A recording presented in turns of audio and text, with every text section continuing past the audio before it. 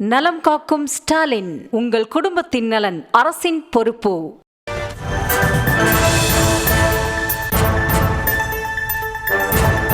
அண்மைச் செய்தியை பார்த்துக் கொண்டிருக்கிறோம். ஓரணியில் தமிழ்நாடு உறுப்பினர் சேர்க்கையின் போது ஆதார் உள்ளிட்ட விவரங்கள் வாங்கவில்லை என அதிமுக தரப்பில் திட்டமிட்டு இந்த வழக்கு தாக்கல் செய்யப்பட்டிருப்பதாகவும் வழக்கு விசாரணையின் போது வாதிடப்பட்டிருக்கிறது. வேண்டுமென்றே இது தொடர்பாக அதிமுக வழக்கு பதிந்திருப்பதாகவும் திமுக தரப்பிலிருந்து வாதிடப்பட்டிருக்கிறது.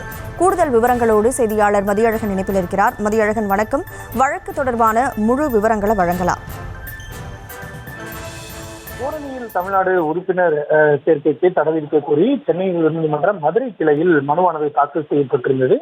அந்த வழக்கை விசாரித்த நீதிபதிகள் அந்த ஓடிபி பெறுவதற்கு இடைக்கால தடை விதித்து உத்தரவிட்டிருந்தனர்.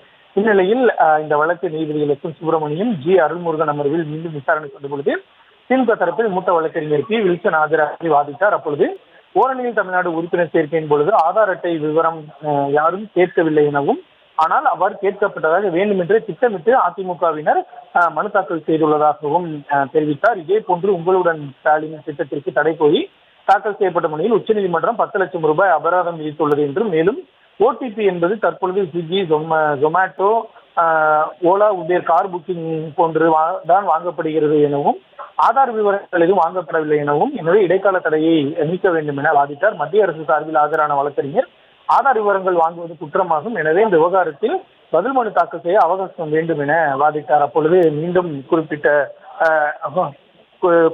மூத்த வழக்கறிஞர் பி. வில்சன் திமுக சார்பில் ஆதார் விவரங்கள் வாங்கவில்லை என தெரிவித்தார். இருதரப்பு வாதங்களையும் கேட்ட நீதிபதிகள் திமுக தரப்பில் ஆதார் உள்ளிட்ட விவரங்கள் வாங்கவில்லை என்பதை எழுத்துப்பூர்வமாக தாக்கல் செய்ய வேண்டும் என்றும், அதே போல மத்திய அரசு பதில் மனு குறித்து பதில் தாக்கல் செய்யவும் உத்தரவிட்டு வழக்கினுடைய விசாரணையை ஆகஸ்ட் 21ஆம் தேதிக்கு ஒத்திவைத்தனர்.